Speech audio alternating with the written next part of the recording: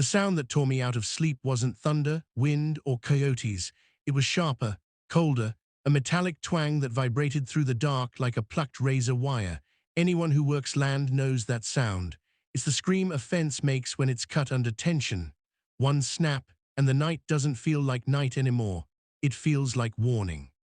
By the time I sat up in bed, I could already hear the other signs, the restless shuffling of my herd, 50 uneasy bodies shifting in the dark, dirt scuffing, breath huffing, hooves edging where they shouldn't be. And in that instant, one truth settled deep in my gut like a nail driven home. This wasn't an accident. Someone had cut my line. And only one person in Willow had the motive and the egos to do it. I slid into my boots, grabbed my flashlight, and stepped into the pre-dawn chill. The breeze carried the scent of trampled grass and disturbed earth. It also carried something else, a boundary being crossed, not by cattle, but by a neighbor who believed rules existed only for other people. Sycamore Point, a neighborhood pretending to be paradise, gated smiles, manicured hedges, lawns groomed like show dogs, and at the center of it all, their self-appointed queen, Brittany Halford.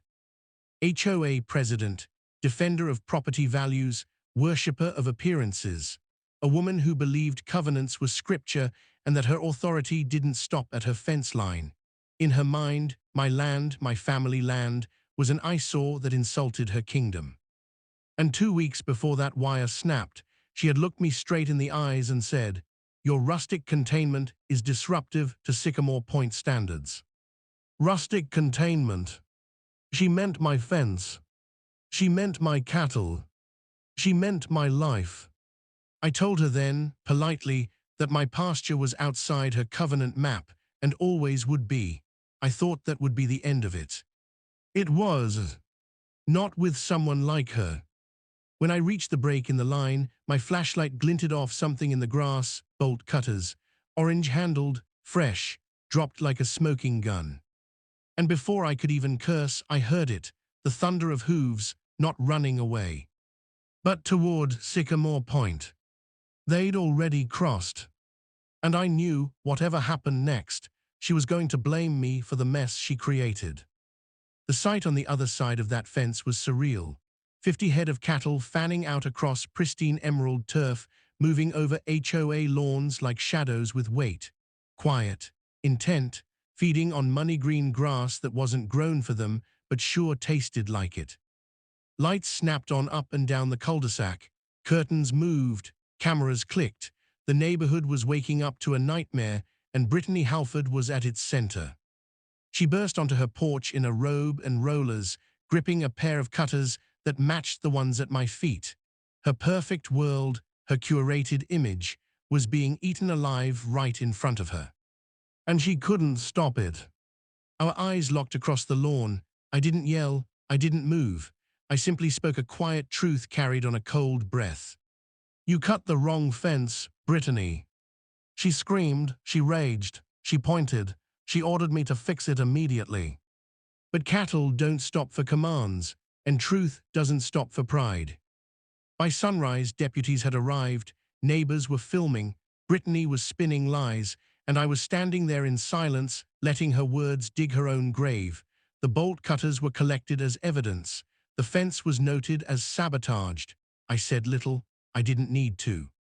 Because some fires burn best on their own. But Brittany didn't retreat, she escalated. By noon, there was an HOA letter taped to my mailbox, a disciplinary hearing, and a $5,000 assessment. Authority she did not have, power she imagined she owned. I laughed once, but only once. Because I had finally realized. This wasn't a disagreement. This was a war. And she intended to win it.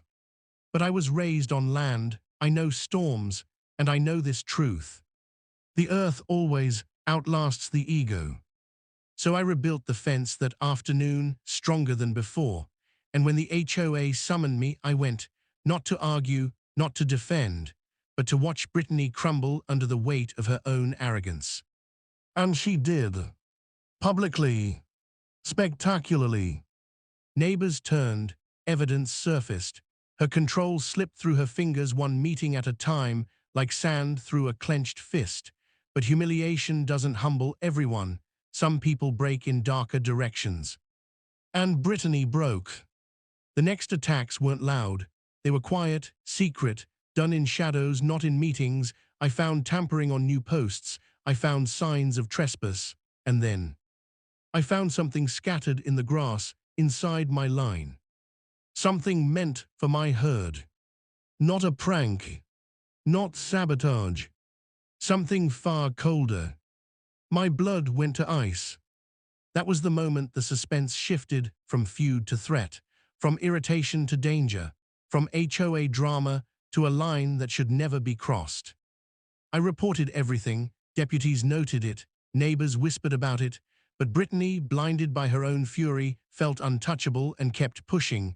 Drones, trespass, false reports, a trench dug along the fence line, a helicopter, chaos feeding on chaos. And yet, every stunt backfired, every scheme collapsed, every trap caught the hand that set it, because the truth has gravity and hers was slipping downhill faster each day. The community she once commanded finally saw her without the mask, not a leader, not a protector. Just a bully with a clipboard, drowning in her own pride. And pride is a prison you build with your own hands. By the time the legal battle hit, the story had turned. Deputies testified, witnesses spoke, evidence stacked, and a judge, seeing through everything, leveled the final blow. Case dismissed. Counterclaim granted. Brittany's power evaporated in a single gavel strike. But humiliation didn't heal her, it devoured her, and humiliation mixed with obsession is a dangerous combination. When she returned under cover of darkness, cutting my line again, she was no longer a president, no longer a neighbor, no longer even rational. She was cornered, desperate, and desperation makes people reckless. But this time, she was caught on camera. Pink dye staining her hands, evidence beyond denial, the final mask ripped away. By then, her reputation was ashes. The HOA removed her, the neighborhood rejected her, the law cited her. Her empire of rules had collapsed into rubble at her feet. She tried one last time to reclaim control, a public speech, a staged defense. But fate, it seems, has a sense of timing. A single cow wandered into frame behind her and let out a long, echoing moo that drowned her words and destroyed the last illusion she had left. The clip spread, the story traveled, not just across Willow, but across the country. Not as a tragedy, not as a crime, but as a lesson. Today Sycamore Point sleeps quiet, my fence is stronger, my herd roams calm, and sometimes, with my morning coffee, I stand at the line, that thin strip of earth where two worlds touched and collided. A question still lingers there, in the quiet. Where is the boundary between order and obsession, between protecting a community and controlling it? Brittany never learned that line. But I have, and I will guard it. Not with anger, not with vengeance, but with truth and steadiness and a fence that stands.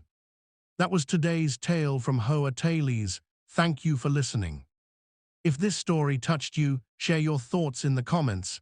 I'd love to hear from you.